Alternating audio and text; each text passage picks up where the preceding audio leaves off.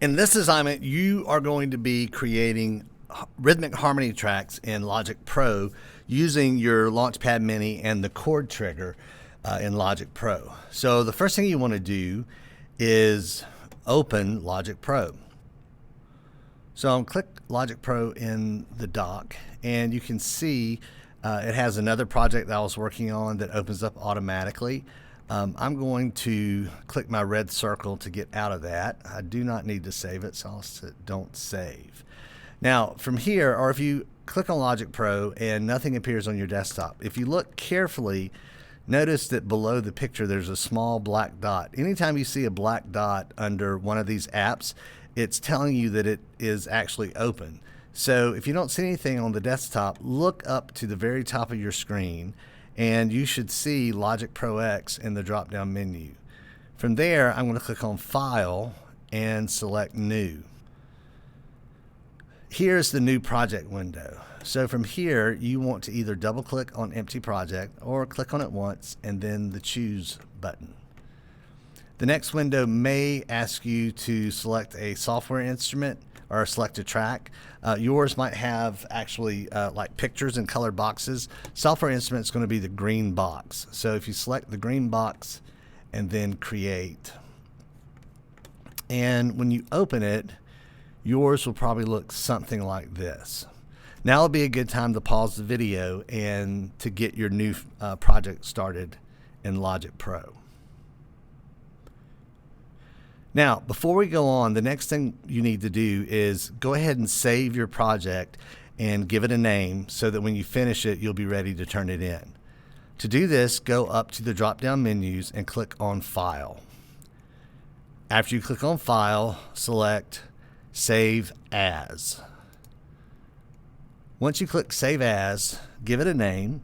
Start by adding your class period. I'll use 8A as an example. Your last name, your first initial, and you could call this, say, Logic number 1. The next step is really important, and that is where you save your project.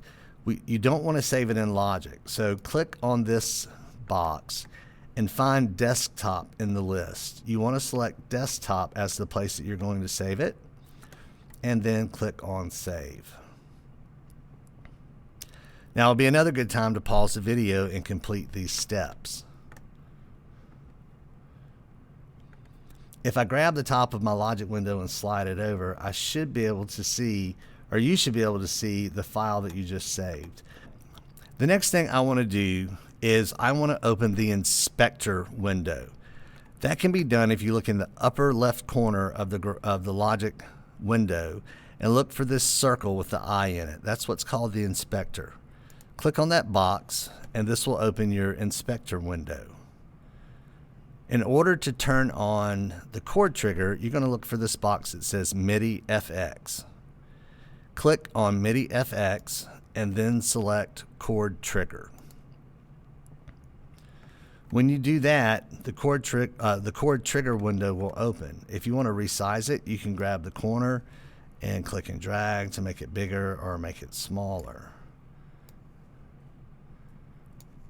So this would be a good time, again, pause the video to open your inspector window and to turn on the chord trigger.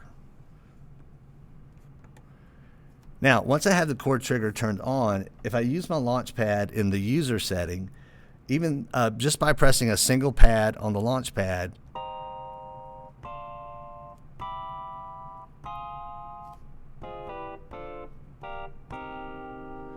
it's going to play chords just by me pressing one pad, which is pretty cool if you're not experienced at playing chords and creating chord progressions.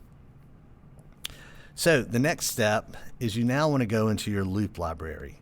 That's going to be in the upper right corner, and look for the button that looks like a loop, and you'll click on it. Now, if this is the first time you're opening the loop library in Logic, it may take a minute for it to upload all the loops. There are a lot of loops in the loop library, so just give it a minute or so and let it upload those loops. Once your loops are uploaded, come up to the top of this side window and click on Instrument. Select All Drums And then I would recommend clicking on genre and choosing a style that you think you want to create your harmonic track to. We'll do electronic pop. Now, for the purpose of this assignment, if you notice over here in this window where the loops are, the center column that says beats. Some of them are 16, some are 8, some are 4. Some are 32. I would highly recommend that you stick to the loops that are 16 beats long. If you want to sort them that way, you can click on the word beats here at the top, and it will sort the loops by the number of beats, and you can just scroll down until you get to 16. If you want to pause the video to do that step, you can do that now. So once you do that, the next thing to do is you're just going to browse the different loops and listen to them and see if you can find one that you like.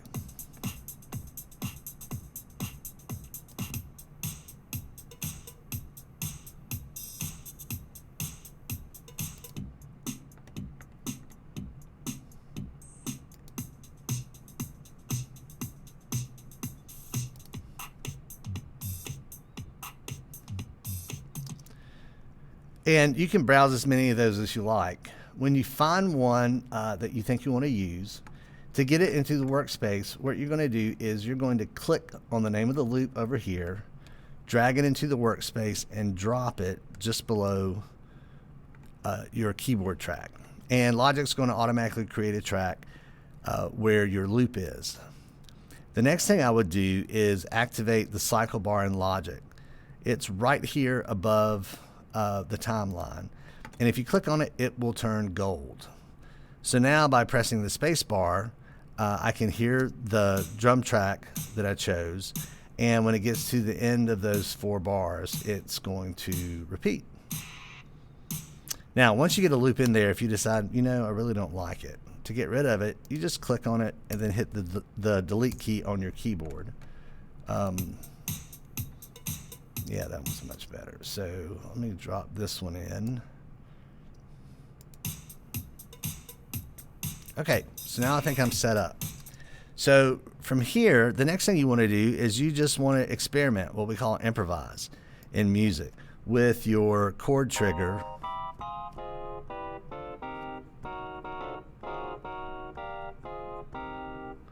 And as you're listening to the drum beat, I would recommend finding 4 different chords that you want to use.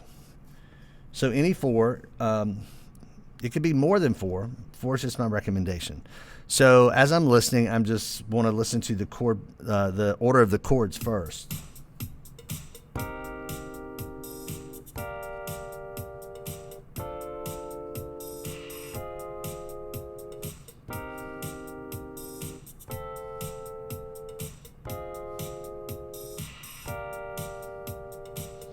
So try a couple of different patterns. I think I liked this one.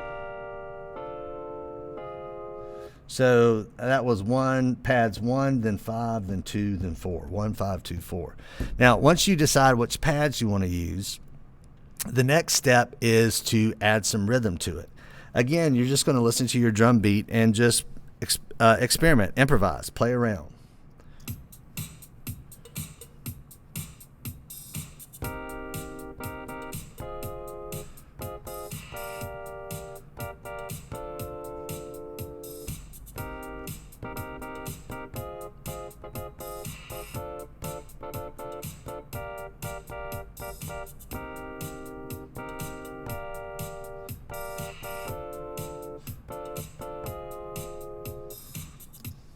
Just whatever until you find something that you like.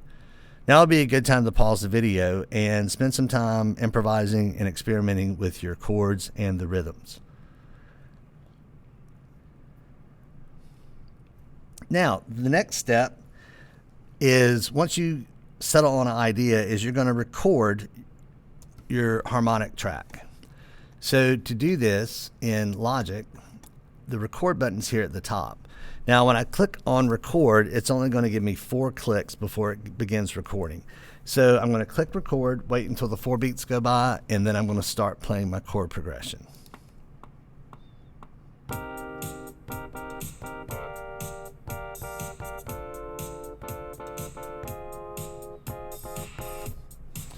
And then if I just stop playing, it's automatically going to begin looping what I just entered in real time. Okay. Now, the next step is, again, when we're doing real time, we can do ideas quickly, but it's also very imprecise. We can make a lot of errors with that.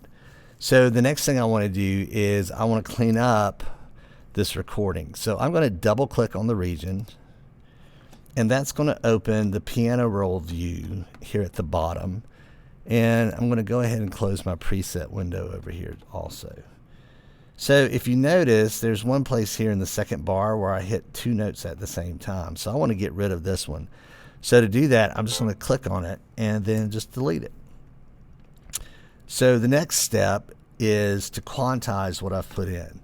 So to quantize in Logic, here in the piano roll view, I'm going to bring my cursor up here sort of into an empty area. Then I'm going to click and drag across all of these data points. So once I have those highlighted, if you notice, let me get that out of the way. Over here, we have time quantize. So I'm going to click here where it says 16th note, and you can select either 1/8 or 1/16. I'll go with 1/16. And when I do that, you may notice that it shifted everything over so that now all of the notes line up nicely with the grid. So I'm going to go back and listen to it again.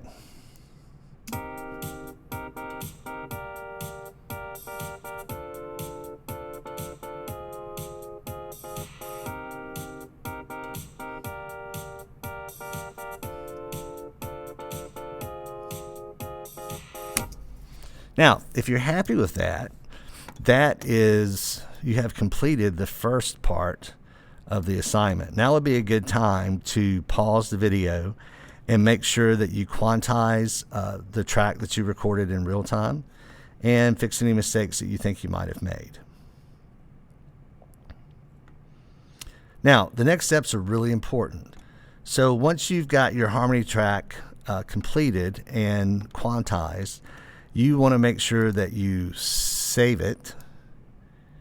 And then the next step is really, really important. You need to quit Logic Pro. So I'm going to click on Logic Pro, and I'm going to quit the application. Now, after I quit Logic Pro, I'm going to come find my file that I created earlier on my desktop. And you can see I have it right over here. So the next step is really important. You have to compress this file before you turn it in. To do that, if you look at the bottom left corner of your QWERTY keyboard, you'll see a button that says Control. Hold the Control button down, then click on the Logic Pro icon here. When you do that, you should see a window pop up, and on this pop-up list, you're going to select Compress. And when you click Compress, somewhere you should see another file appear that looks like this. This is what we call a zip file, and this is the file that you're going to turn in for this assignment. Now would be a good time to pause the video and compress your file. So after you compress the file, you're going to return to Google Classroom and go to this assignment, and on the right side select Add a File. And after you click Add a File, this is the file that you're going to drag over into Google Classroom and drop. And after you drag this over and drop it in, wait for it to upload, and then you're going to click on the Submit button 2 times, and then you should have your assignment completed and turned in. So I hope you have fun working on this assignment. If you have any questions, remember you can always go back and re-watch segments of the video or raise your hand in class, and I'll be glad to come help you.